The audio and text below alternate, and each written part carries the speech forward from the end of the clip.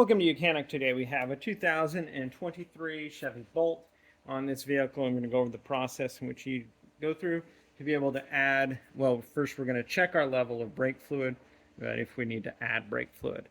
Now, this is a closed system, so generally as this goes down, it should be that your brakes are wearing out and your fluid level is getting low. So then when you change brakes, a lot of times you'll bring it back up unless you're going to be bleeding the brakes out and adding fresh fluid.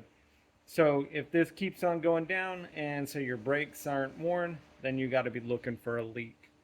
But if it is low and you want to add some fluid, the way we do that is we remove this cap and add fluid. Now you can see that this fluid is nice and clean and clear, so it's a little bit harder to see. So a lot of times if you hold a flashlight up to the side, you'll be able to see the fill line or where the fluid level is.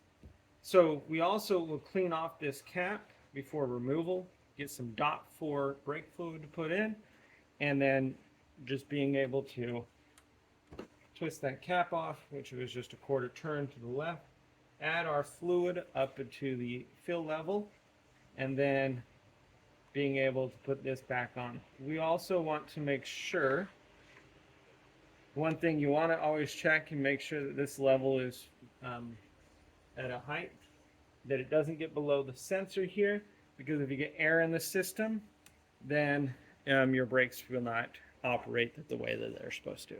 It's a hydraulic system. If air gets in the lines, they don't work quite well.